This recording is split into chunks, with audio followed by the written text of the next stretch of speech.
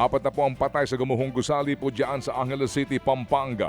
Nakuha pong pang-apat na biktima kahapon na madaling araw. Nawalan siya ng malay habang nagkakaroon po ng pagligtas sa kanya pero binawian din po ng buhay kalaunan. Kabilang po sa namatay ang isang Malaysian national na nadamay lamang ng mabaksakan ng gusali ang katabi nitong hotel. Sa ngayon po'y 16 pang sinasabing nawawala at hinihinalang naiipit sa guho. Gumagamit na po ng lie detector machine ang mga rescuers para humakita kung may senyalis pa po ng buhay. Pero ang mga kaanak ng mga natrap ay napanghihinaan na po ng loob sa bagal daw ng rescue. Paliwanag ho naman ng mga otoridad, hindi pwede hong madaliin na padalos-dalos nga kasi baka lalong gumuho yung mga debris. Iimbestigahan po naman ng mga otoridad ang kwento ng ilang mga kaanak na hindi lang siyam na palapag ang gumuhong gusali kung hindi ginagawa itong 12 palapag. Ito na mga kapatid, now on its third week po, muli na namang nagkaroon ng tensyon sa Senado. Kahapon nga po yan matapos maglabas ng isang video si Senadora Amy Marcos sa plenaryo kung saan isinusulong daw ng ilang senador ang Chacha o charter change. Laman nga po ng video ang umano'y planong charter change para palawigin ang termino ng Pangulong Bongbong Marcos Jr. at ng mga mambabatas. Wala rin daw mangyayaring eleksyon sa taong 2028 at ang planong kudeta ulit sa Senado. Agad namang pumalag ang mga taga-minorya. Kabilang po dyan si Senadora Risa Ontiveros at Senator Mig Zubiri na tinawag na propaganda ang video ni Senadora Amy. Pinatatanggal niya ang video presentation sa record ng Senado. Ganito na ba kababa ang inaabot ng politika sa Pilipinas? Na hanggang dito sa floor ay magbabatuhan tayo ng putik. Delivering a privileged speech is not the same as having the privilege to have fake news entered into the official record. That should not be shown here.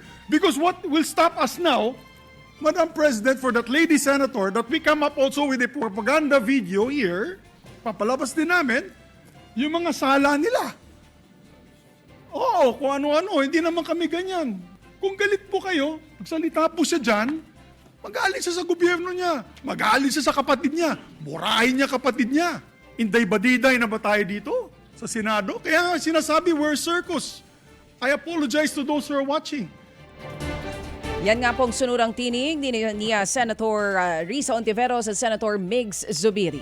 Maugong din po daw sa Kamara ang balakin umanong charter change o Chacha pero wala silang kompirmasyon kung nagkaroon nga daw ng mga pag-uusap tungkol dito sina Senador Tito Soto at House Speaker Bogie D. Para ho naman sa ibang kongresista, hindi na po dapat pinapaniwalaan pa si Senador Amy Marcos.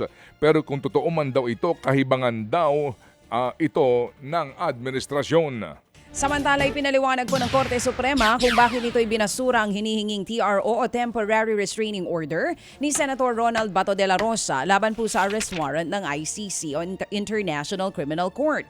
Ayon po sa kataas-taasang hukuman, nabigo si Bato.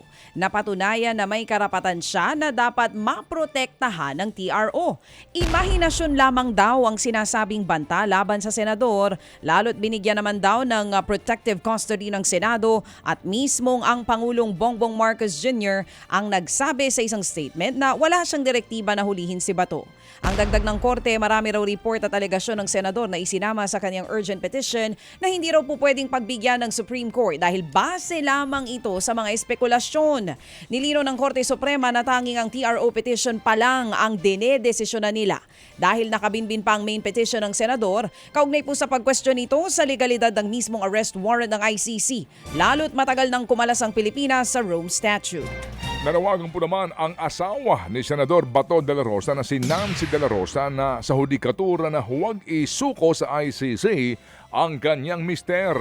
Anya, ang bawat Pilipino daw po ay dapat nalitisin sa sarili niyang bansa kung isusuko raw ang kanyang mister sa ICC. Pag-amin daw ito na walang kakayahan ang mga hukuman sa bansa na hawakan ng kaso. Magugunitang hindi pinagbigyan ng Supreme Court ang kahilingan pong TRO ni Senator Bato laban sa arrest warrant ng ICC.